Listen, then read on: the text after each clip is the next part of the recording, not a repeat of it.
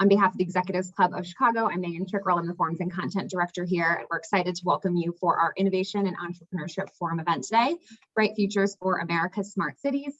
We'd like to thank our sponsor partners, Baker McKenzie and Kearney, for their thought leadership and their partnership in bringing this content to you all. So we have a lot to cover today. Without any further ado, I'm going to hand things over to one of our Innovation Forum co-chairs, Mike Stoker from Baker McKenzie, for some opening remarks. Thank you, Megan. Good morning, everybody, and welcome to our virtual Innovation and Entrepreneurship Forum event, Bright Futures for America's Smart Cities. I'm Mike Stoker, partner at Baker McKenzie and co-chair of the Executives Club Innovation and Entrepreneurship Forum. I'm excited to welcome you to join us for a lively discussion focused on smart cities and how these initiatives seek to create infrastructure to improve quality of life for local residents. But before we get started today, I have one quick housekeeping note for the audience. This month, the Executives Club launched a brand new podcast called The Executives Exchange, featuring CEO and founder interviews with top leaders in Chicago. So please take a moment to use your smartphone and subscribe to the Executives Exchange wherever you get your podcasts. Megan is also dropping a link into the chat where you can learn more. Once you subscribe, make sure you enter the raffle to win a free pair of wireless noise-canceling headphones, compliments of our podcast sponsor, Shure. So on to today's event. We hope you can keep your video on during the next hour if that helps you feel more engaged. And if you'd like a more focused view, please put your Zoom in speaker mode located at the top right-hand corner of your screen. Today, I'm thrilled to feature Jose Moran, fellow partner at Baker McKenzie, as our moderator, along with our speakers, Charlie Gillay, Senior Research Scientist at Discovery Partners Institute, Elena Harkness, Executive Director of Current, Emerick Rousseau, Manager of Vehicle and Mobility Systems at Argonne National Laboratory, and Uthreya Srinivasan, Strategic Planning and Partnerships and Transportation Solution Specialist at Verizon. We'll have time for audience questions at the end of our program and encourage you to send them in via the chat icon at the bottom of your screen. Thanks again to all of you for joining us today, and thank you to our speakers for taking the time out of your day to share your insight with us. Jose, over to you. Thank you so much, Michael. Good morning, everyone. Distinguished panelists, ladies and gentlemen, thank you very much for joining us this morning. It seems like finally the good weather is arriving to Chicago, and we have good hopes, in the horizon. My name is Jose Moran. I'm a partner also at Baker McKenzie. I have the privilege to serve the firm as the global chair for the energy, mining, and infrastructure industry group of the firm. Today we have a high caliber moderator panel with us, and we're going to be talking about bright futures for America's smart cities. This topic probably might have seemed like something from a movie, perhaps Back to the Future years ago, but it's a reality. And I think the key for us is to pause and ponder, why are we focusing today on smart cities? What does it mean to each of us and each of you, and particularly to each of the companies and business that you represent? Before we start with that, I wanted for each of the panelists in today's panel to introduce themselves and tell us a little bit about their background and their experience with respect to smart cities. Elena, would you like to start? Thanks, Jose. Good morning, everyone. I'm Elena Harkness. I'm the Executive Director of Current, and Current is a nonprofit water innovation hub. We're headquartered here in Chicago, and we have a three-part mission. We're working to grow what we call the blue economy, which is jobs, opportunities, exports, investments in water technologies to solve water challenges here. And then we are also trying to help accelerate innovation, which we'll talk more about this later, but in water and for hard technologies, that can be very challenging. So we help to overcome some of those hurdles to help water solutions get to market and get to ground faster.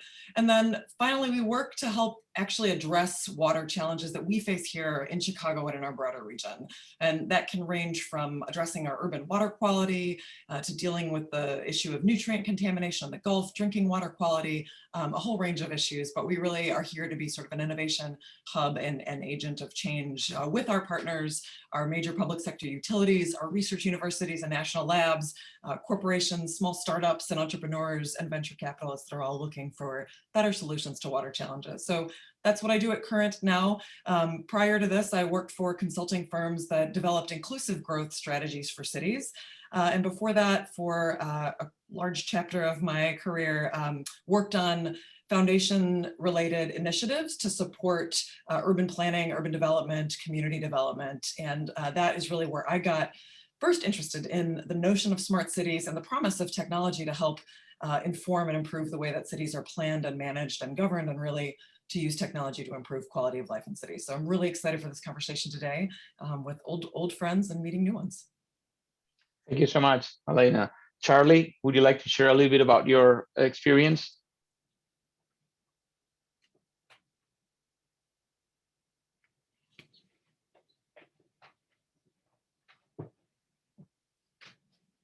I don't think we can hear you, Charlie.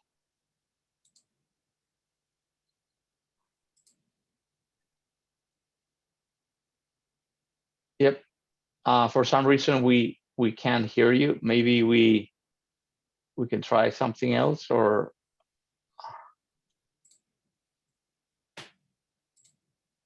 You can probably go back to him, Jose.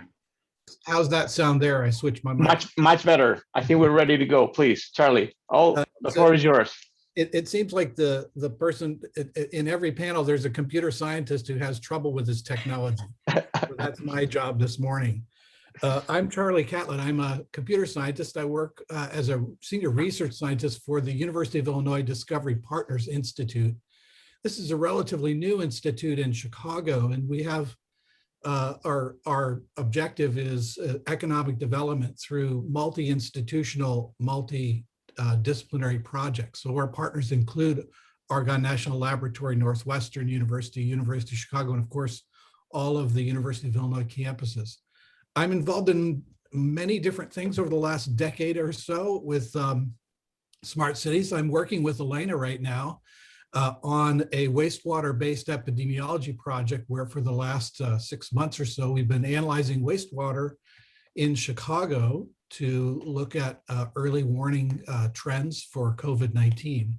I've been working with Emerick for a couple of years now on transportation modeling, and one of the projects that we have together is using technology that puts AI capability out onto street poles to do an analysis in place. And finally, I've been working with the city of Chicago for a decade or so, applying machine learning and artificial intelligence to the data that they already have to help them make better use of their information. So thank you for having me.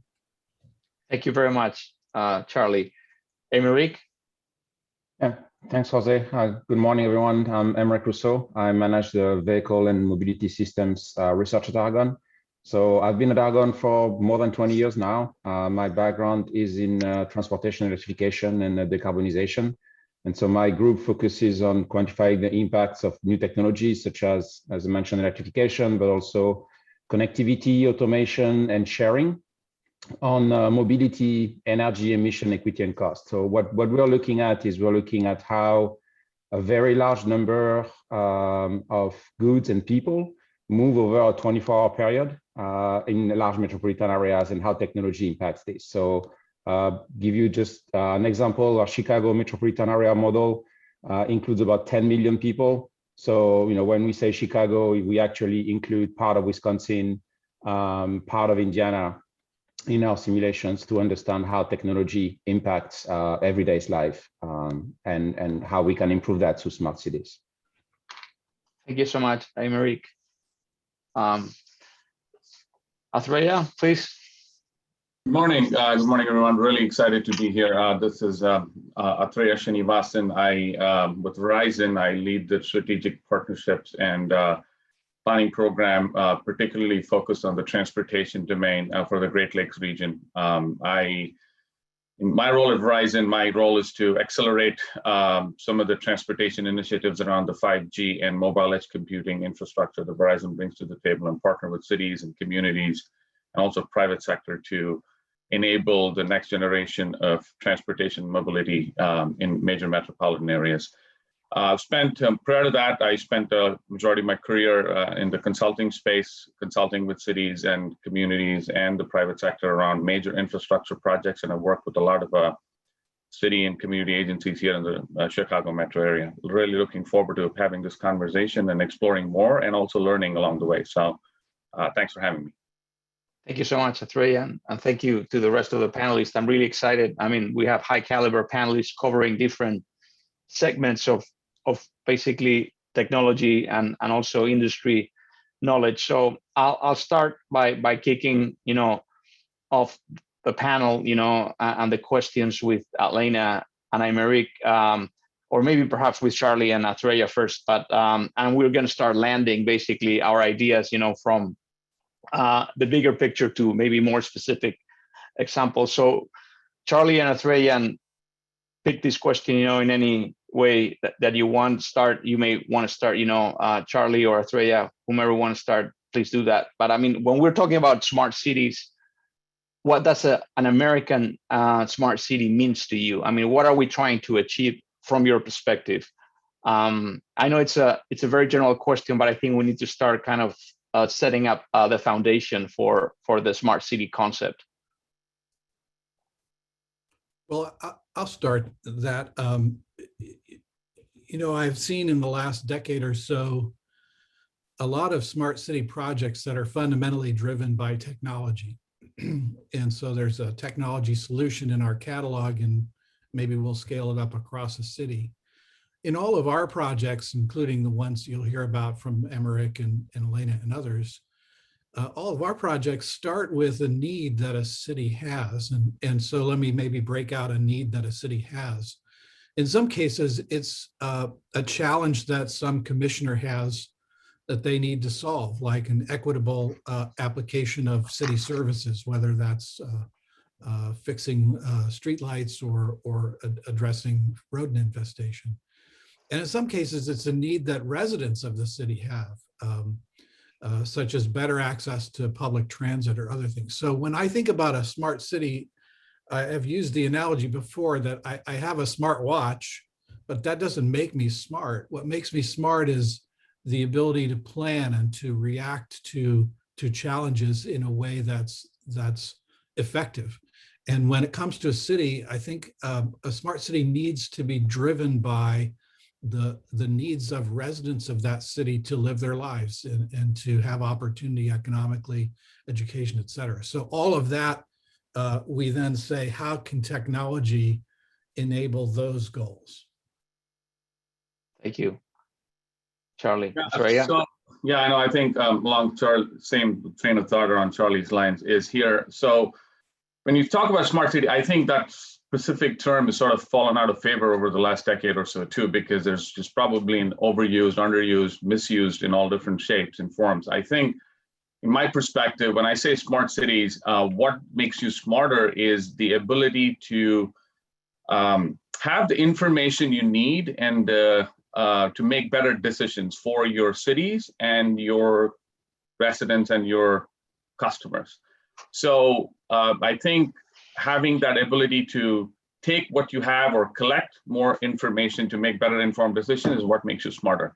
Technology alone, for technology's sake, will not make you smarter, right? I think, as Charlie alluded to, a smartwatch alone does not make you smarter. So I think in the evolution of things, where we are, as I see it, is a lot of the cities, communities have a lot of data, and they're also collecting a lot of data. And I think being able to process it, get informed information from it that you can make better informed decisions, and over time, using that data to hone your operations, make it efficient, and eventually being able to automate some of those things is the life cycle of a better community and a smarter type of city. So the way I look at it is primarily large data orchestration to help your cities and residents live a better life. So that's the way I look at it from a smart cities perspective. That's a great perspective. Thanks so much. I'll be going back to you with respect to the data and the challenges that presents to you and to the rest of the panelists. But I think we're now starting to shape up, what it's a smart city, what basically starts the process, right? Which would be the need, as it was mentioned by Charlie, by a commissioner, by someone within the city, a department, to basically try to improve the current services. Obviously, leaving, the pandemic aside and the complicated year that we've all experienced, on the bright side, under the new president, one of the commitments by the new administration has been in the U.S. to reduce net emissions of greenhouse gases to zero no later than 2050. We've seen that with many oil and gas companies and with many other companies that are probably not even in the energy sector. In your perspective, Elena and Emerick, what kind of role do you envision for Chicago to play in this process in terms of becoming smarter and again, becoming greener and more efficient with respect to the energy consumption? Mm-hmm. Well, just to reinforce some of what our colleagues on the panel have said, I think one of the big opportunities that has always been kind of in the forefront for Chicago is to take its legacy as a city that makes excellent plans and executes on them, well-informed plans, data-driven plans, dating all the way back to our city's first plans.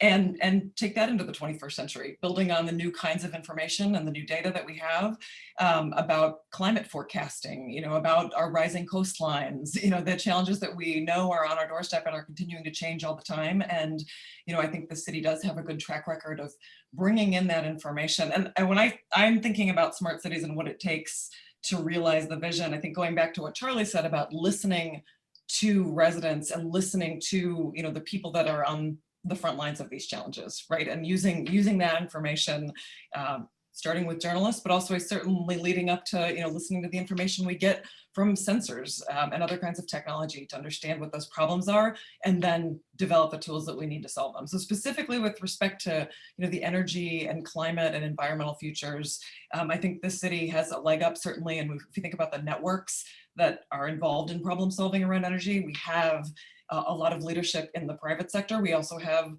wonderful startups that are coming out of Argonne National Labs. We have a rich ecosystem creating energy solutions. And of course, from where I sit, we have a growing ecosystem of startups and entrepreneurs and researchers that are really invested in water solutions. And so I think to realize that potential, it has to be the city's job, the job of our civic leadership, to ensure that we're bringing all those pieces together, because none of that problem solving happens in a silo. It takes government leadership. It's going to take these creative solutions coming out of research and entrepreneurship kind of hubs, and it's going to take large corporations that can bring those things to scale. So I think we need to make sure we're paying attention to all those, leadership across those verticals, bringing them together, and again, setting ambitious targets and then reaching them. We have a track record of doing that. I know we can do it. Thanks so much, Elena. Emerick? Yeah, so when we talk about smart city, as Athrea mentioned, it's used by many people, but I don't think anyone, even us, know what really it means, right? So if we all knew what a smart city would look like 5-10 years from now, it's already be there and will be done. Now what we know is that change is coming. The question is not if, it's change is constant and it affects everyone and everybody. Sometimes introducing technology is very slow. I've been working on electrified vehicles for more than 20 years. You start to see them on the road now and it's accelerating, but it took 20 years. Sometimes change is very rapid. And we looked about 2 years ago at the impact of increased telecommuting in Chicago. And, it's used pre-COVID used to be about 4 or 5%. We doubled it and say 10% of people who work from home, and people look at us and say, you're crazy. No, nobody, 10% of people working from home is insane. And now, we are thinking that maybe 15, 20, 25% will continue to work from home forever. So that happened in less than a year. The other thing that also we need to keep in mind is, yes, definitely we need to listen to people what they want, but smart city affects everything and everyone. So we need to understand the consequences and the ramifications from one change, from one technology across the entire area. So let me just take a quick example. We just completed a study with CTA to quantify the impacts of different scenarios related to COVID. And transit, when some people think of it, if you don't take a bus or a train, you say, well, it's not my problem, right? Well, transit does not just impact those who use the services, it also impacts everybody else, because if one person used to take transit doesn't and take the car anymore, well, that means more congestion, right? And that's what we're seeing right now.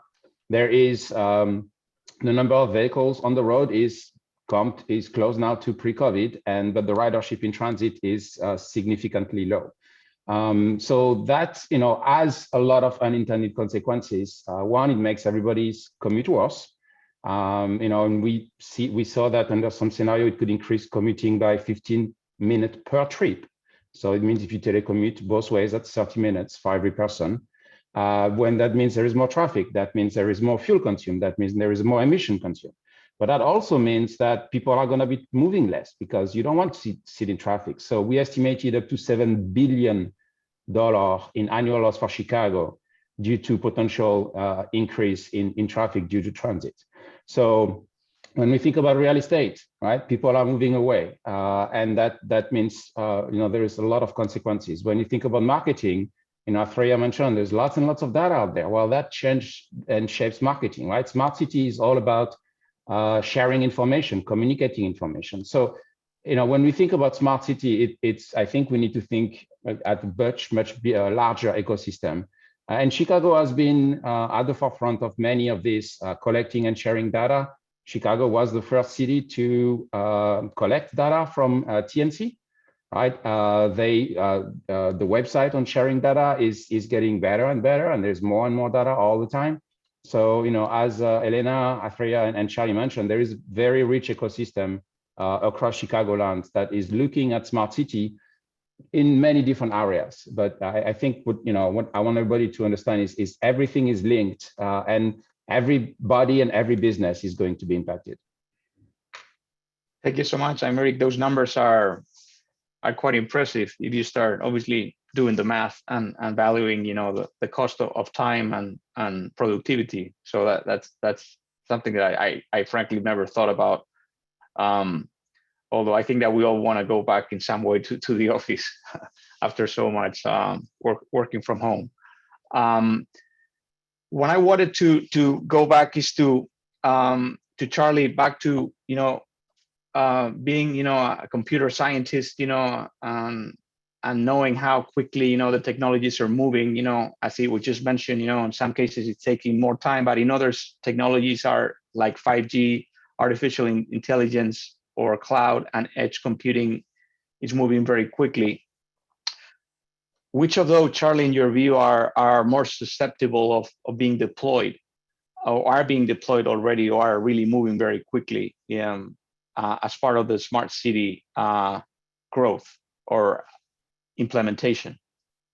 Well, I think one of the things that we're seeing, I'll just maybe touch on, in the same way that Emerick was talking about everything connected, the technologies are all connected as well. 5G gives us lower latency. It's faster to get a response or to report a piece of data, partly because your device, and also low power, so it doesn't use as much battery to transmit. So how does it get low latency and low power? Part of that is because out on the towers are computing systems. So I'm not getting lower latency because somehow 5G speeds up the speed of light. It's because the architecture is different. And part of that architecture is pushing computing out toward the edge of the network, first to the towers and then to the end devices. And one of the things that's really accelerating this, in my view, is the performance, price performance of systems that can do artificial intelligence, can interpret data in situ, right on the spot. When we first started putting edge systems up in Chicago in a project called the Array of Things, that was 5 or 6 years ago, and the amount of computing power we had at the edge allowed us to do very simple things like count the number of vehicles in an intersection. Well, now I'm actually able to do that. I have a camera that points at my driveway, and I'm doing object recognition. So I'm counting the number of people, dogs, and cars that come into my driveway. And I'm doing that on a $30 device that's actually sitting right on my desk here. So this price performance for AI is really driving those capabilities intelligent capabilities out into the infrastructure. And I think one of the things that that will mean is we'll need to grapple in terms of cities, the way that we're starting to see people grapple with smart homes. Like my home is, as you might expect if you know me, my home has probably 60 or 70 sensors and other kinds of devices. It's a very, say it's autistic home, it's a smart home, but it's certain things. And it's increasingly autonomous. So how do we think about AI embedded in the infrastructure that allows us to do some things automatically that we might want to make autonomous, and what do we want to keep for our own decisions? So, but I think, to answer your question, I think that 5G is an enabler, a real enabler, and combined with low cost AI at the edge, we'll see some really interesting capabilities rolling out. Thank you so much, Charlie. I mean, this is fascinating, and as you speak, I come up with even more questions, but we got limited time. But I hope to get back to data, the issues that data represents in terms of protection, obviously, of all of us and our rights, and some of the challenges, right? And that data sorting, because I think at the end of the day, there are a lot of people, as Atreya mentioned before, that are gathering a lot of information, and then that data gets sorted out or marketed. But going back to one of the key elements, obviously, of this discussion, it's the role of water, right? And we discussed that before with this common project that it's bringing you, Charlie and Elena, together on waste water and trying to detect, pandemics, coming from the water. But taking into consideration the important role of water, what are the solutions that currently are in place, such as the one that you guys already anticipated, with respect to smarter city, Chicago, with respect to water? What are the trends, Elena, and probably the issues that you would like to see being dealt with? Yeah. There are so many. I'm really excited that Charlie mentioned the wastewater epidemiology work, just because it's so emblematic of this shift. And one of the, I think, silver linings, if we had to go through this pandemic, it was hard to use wastewater in the public health domain for those reasons. And a lot of that had to just do with sort of silos, and by necessity, now we are working together on this. And I think, wastewater for a long time has been used to detect disease, but we're like in a place now where we can really think about how to use that going forward as we're piloting this work. So I'm really excited about that. That's one really important frontier. But there are multiple challenges kind of and opportunities in water in our region. But I think something that's really important to keep in mind when we think about water is that what may be true when you look at the city or the region's kind of water situation as a whole does not necessarily play out at the same way for individuals or neighborhoods. So one of the, I think, big promises of better data, that facet of smart cities, is being able to move across scales and say, yeah, here in Chicago, we may be very fortunate to be on the shores of, Lake Michigan and this Great Lakes system and have abundant drinking water. But at the individual scale and in neighborhoods, there are people who are still facing shortages of clean, affordable drinking water. There are really disproportionate impacts of things like urban flooding and stormwater overflows. And so it's just really important to think about, the things that affect us as a region, but also how those things are playing out differently across neighborhoods and in different scales. And I'll give you an example of something that is critically important here in Chicago, but also for cities around the world, because so many cities are sited on rivers. So urban water quality.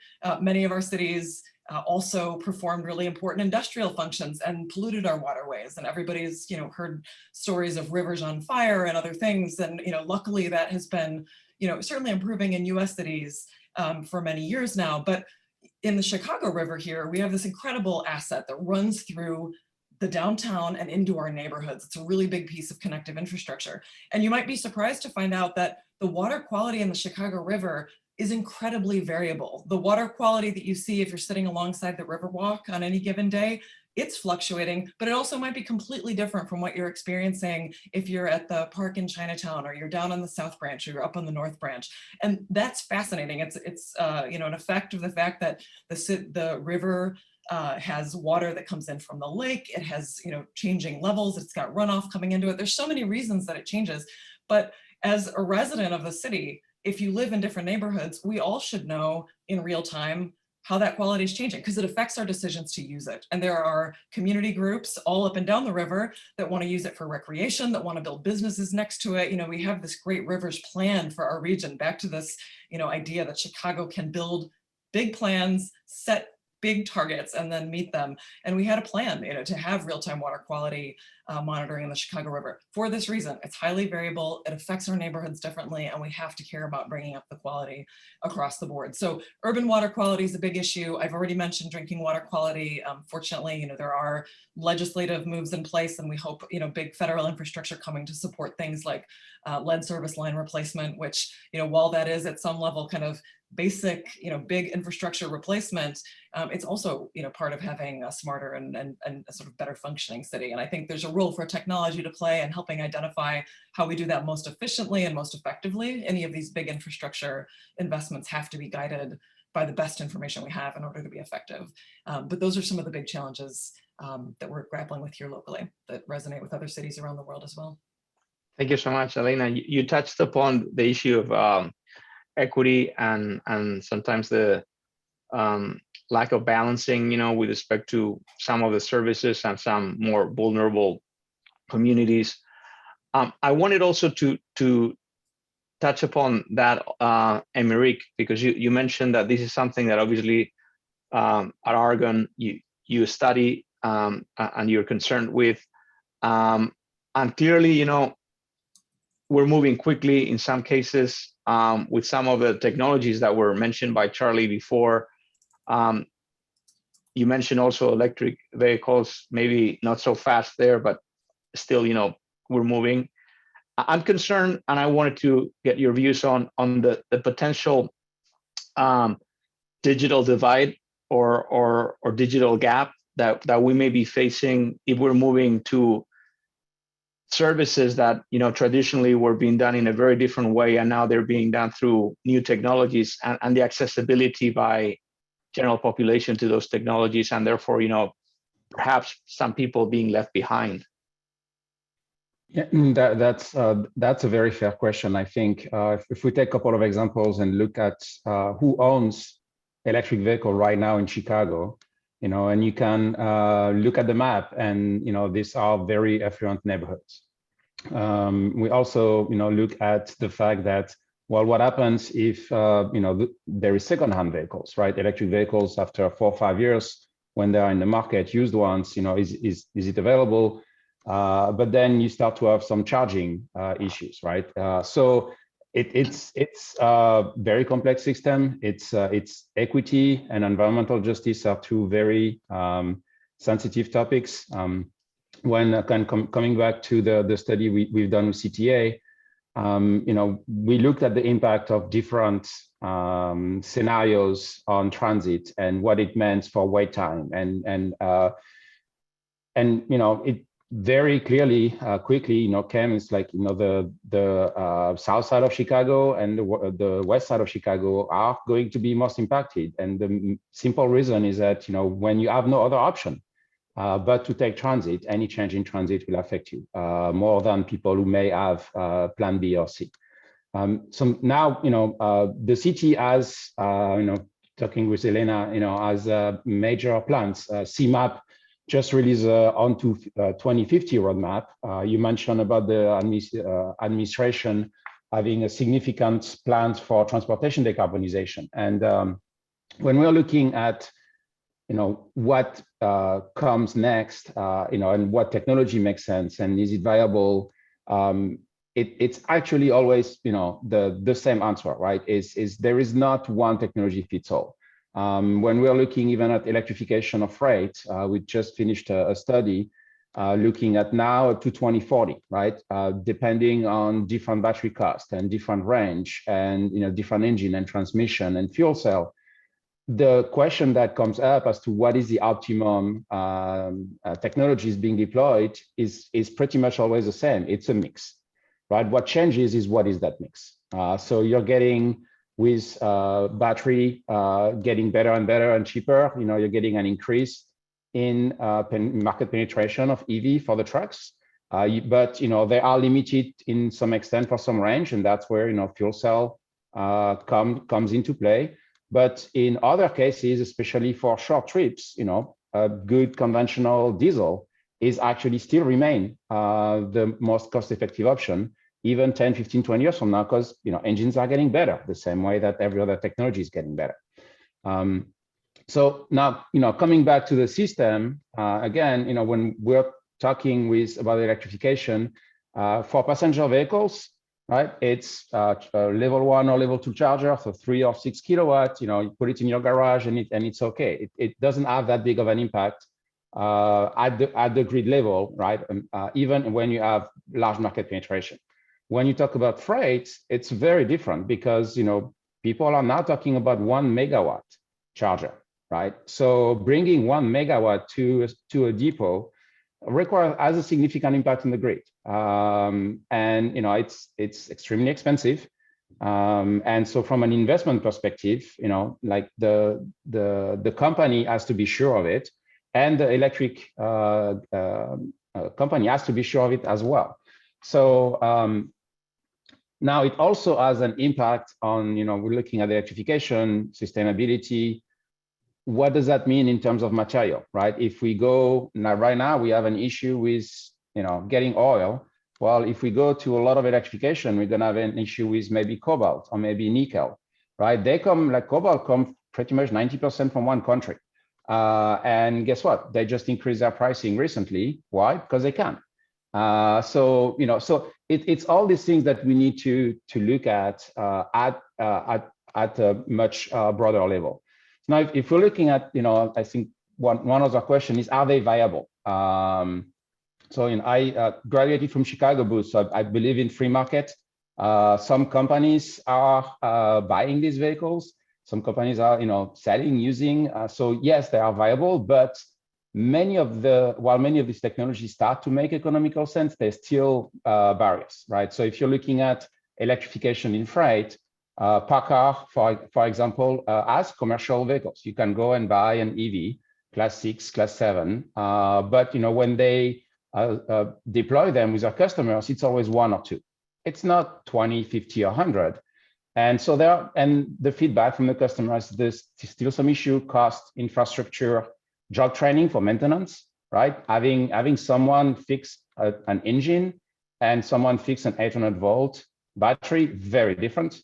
You have dwell time, so that impacts productivity. So a lot of this needs to be taken into account. But I think at the end, again, it's not going to be one size fits all. There are many advantages and disadvantages, and right now the main question in the transportation industry is not, do we want to decarbonize? Yes, the question is, where do we start? If I get an electric vehicle, where should I use it? How do I need to train my people? How do I actually deploy and install the charging stations? Charging stations right now, from what we hear, have a delay of 5 to 6 months. So if a company comes and has the approval of the electric grid, which is a big if, they still need to wait 5 to 6 months to get their charging station delivered and installed. So, all of that, again, it's going to happen, but there's still a lot of challenges remaining. Now, close the loop with, data, we talk about data at the beginning, in the middle, at the end, data, right? It's, the more data is given to individuals and to companies, the better decisions everybody will make. So, I think some of what Charlie and Athrea are doing in collecting and sharing data is really key to make sure everybody's making the right decisions. Thank you so much, Emerick. And I'm going to move to Athrea now. And Athrea, at Verizon, just as a company that obviously manages data, what are the biggest challenges and kind of the red lines that you have to basically keep and the challenges that you're facing basically these days? Yeah, so again, from a data perspective, right, Verizon is primarily, fundamentally a telco company, and we collect a lot of PII. And so our level of data privacy is probably a step higher or two than general data availability. So we're really careful about the data integrity and data privacy portion of it. Where there is real value in collaboration in the ecosystem is around companies like Verizon or other, startups and entrepreneurs and other corporations.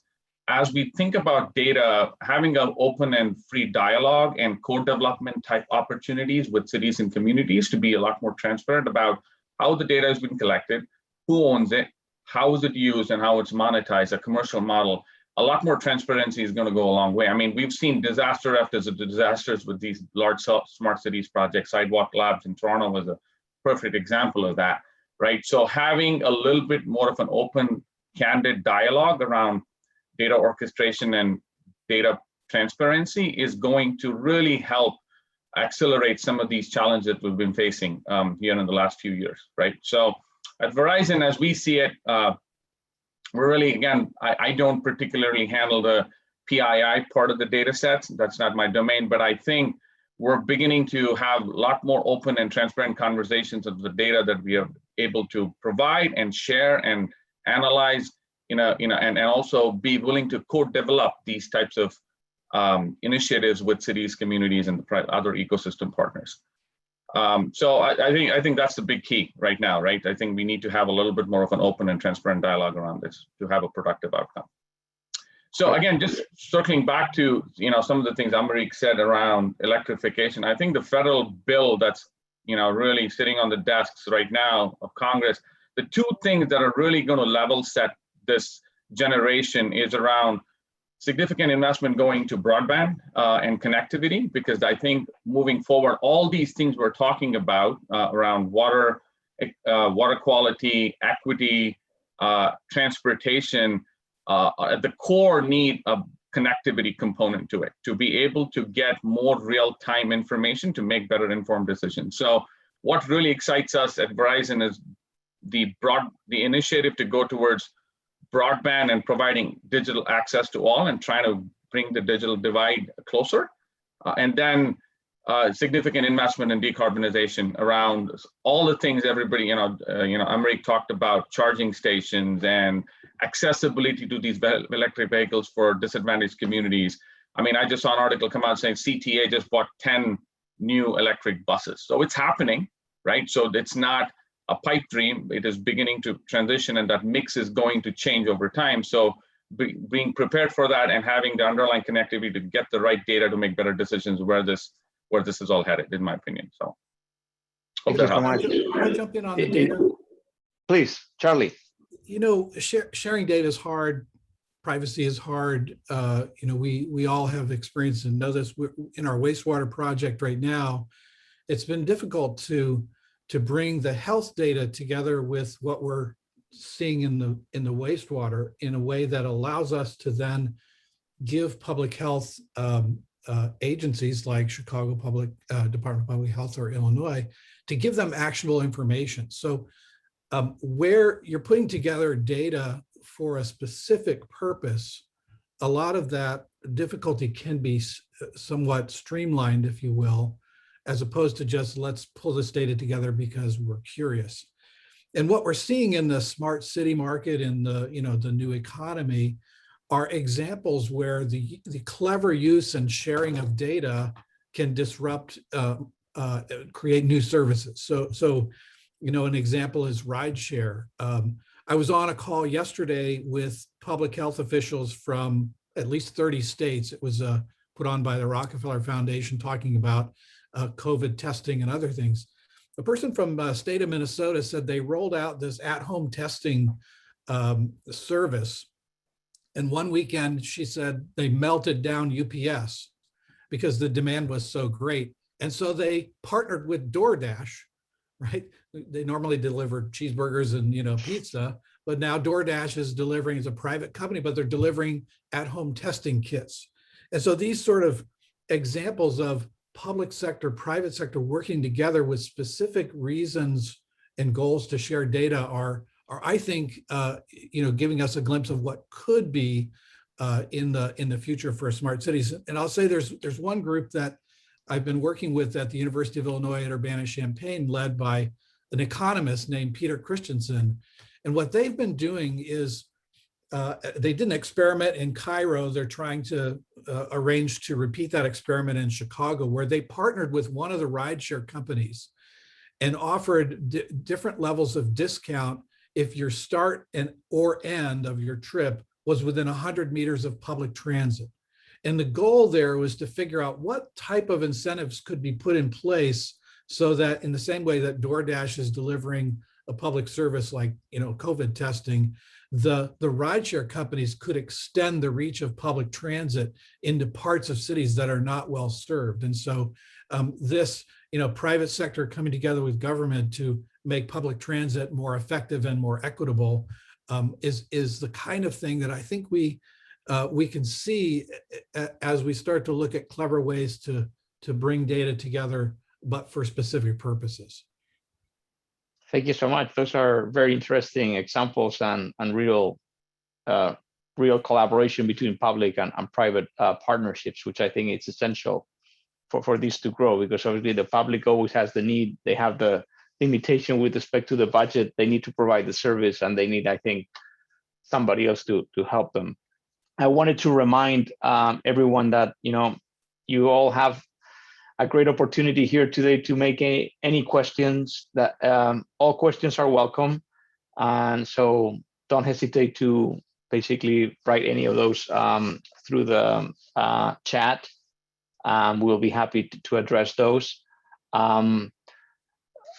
If there are no questions, I'll continue, because obviously with some of my questions, and Megan just let me know how we're doing with time, but I think we still have some more time. Obviously, the last examples that Charlie shared with us are a reflection of new needs, right? And at the end of the day, the quick innovation and ideas and collaboration. And this is a question for all panelists, so maybe we start with Elena, and then we'll finish up with Athreya. But I wanted to hear from you and understand, in your opinion, if you look at the Chicago market, if you look at the city of Chicago, and you look at an ideal smarter city, what are probably the services that right now could be more susceptible of becoming smarter? So in other words, what is the low-hanging fruit out there in your view? Well, I don't know if this is low-hanging fruit, but if I would pick one area where we need to invest to realize the promise of these public-private partnerships that Charlie is talking about, which I think are absolutely, the promise of technology to transform cities. It's coming, we've got to do it. It would be investing in public sector capacity to be at these tables and make these partnerships happen. And I think over time, almost across the board, this is not only in Chicago, this is in cities all over the world. But corporations have a lot of technology talent. They've brought it in over time. They've been able to shift and adapt quickly to changing technology trends. And public sector entities, by design, evolve more slowly. And what that's meant over time, as the pace of technology has improved faster and faster, and it's just the world is changing faster and faster. We have this deepening gap in public sector ability to rise to meet that challenge. And it looks like everything from procurement policies that need to be sort of brought into the 21st century to meet these needs. It's evolving to be able to, as Charlie and others mentioned, how do we make sure that we're unlocking the promise of technology, but also protecting privacy and security of individuals? These are big, weighty questions. And I think to really unlock the promise, the critique of smart cities has been that it's been too dominated by kind of the private sector coming in, and our best cities have always been created by networks of residents, of corporations and businesses, of innovators and entrepreneurs, but the conditions of those partnerships are anchored by smart public sector policies. And I think we still have so much work to do, and there's really bright spots, and Bloomberg Philanthropies and others have invested in, lifting the capacity of public sectors, especially cities, to do this work, but we have a lot to do. So I wouldn't pick one vertical, I would pick a sector where I think, if we're really gonna meet the needs, we know we've got to bring more technology in, that's where I'd invest. Thank you, Elena. Charlie?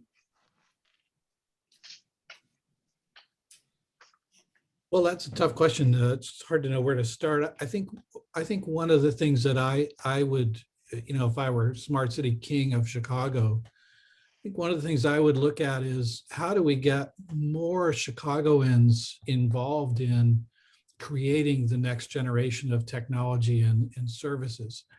One of the things I would say is let's leverage 5G to make sure that every student in Chicago has an internet connection and something at the end of that internet connection that they can use.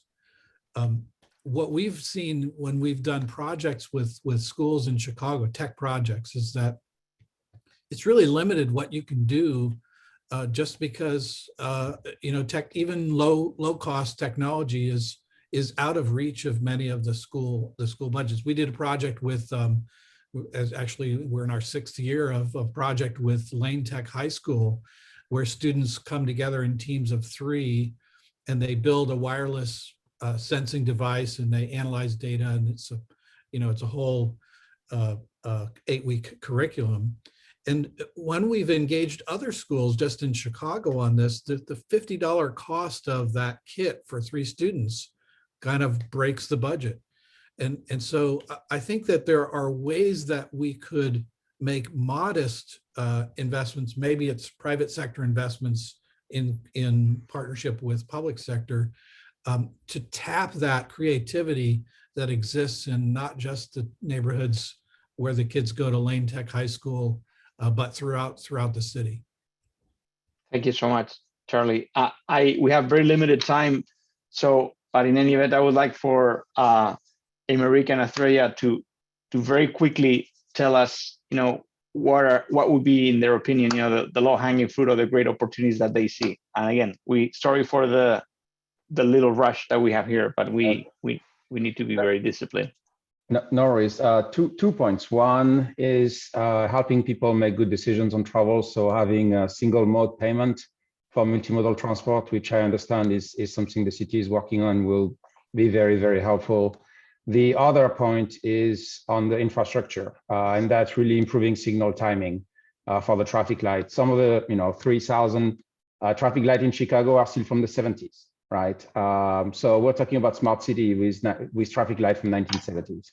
So the city has done a great job, and it's improving. But having coordinated signal timing across the entire city that can be dynamically changed, I think would be a major improvement in terms of mobility. Thank you so much, Atreya. Sure. I think everybody. I'll get very specific. I'm a lot of passion around transportation and mobility. So my target, particular thing that the city can really focus on, and the community around focus on, is around Vision Zero. There are 40,000 traffic deaths and significant higher number of serious injuries. I think there is an opportunity with all the technology that's been deployed to be able to stop these fatalities and serious injuries from happening, and not necessarily be reactive to it to say, okay, I got data from the last 6 years, now let me go and fix something, because mobility is changing at such a rapid pace. I think there is technology available in real time to prevent some of these things by looking at near misses and other things like that. So targeting the Vision Zero goals and trying to get to 0 deaths is really passionate for me, and I think in the transportation and mobility community really going to be appreciated for the city. So thank you. Thank you so much, Atreya, and thank you everyone for this true group of queens and kings of smartest cities. I will pass the baton now to Brent Ross and to do the closing remarks and the wrap up. So thanks again. A virtual applause, at least from me, to all of you. Thank you so much for your participation, knowledge, and sharing your wisdom with us. Brent, all yours. Thanks, Jose. Good morning, everyone. I'm Brent Ross, partner at Kearney and co-chair for the Executives Club Innovation and Entrepreneurship Forum. I have to say, I wish all my 8 a.m. Zoom meetings were this interesting. Please help me thank our fantastic speakers. If you can, drop a line in the chat and let us know what your best takeaways from today were. I think we heard today from both business, government, and personal perspective, smart cities have the potential to really change our lives in profound ways. And, as we were listening and talking, I was making notes about, things that I'm going to take away and work more with every day. And what struck me most were some of the possibilities that open up with better price and performance of technology, the importance of open data availability, the criticality of public and private partnerships to solve problems.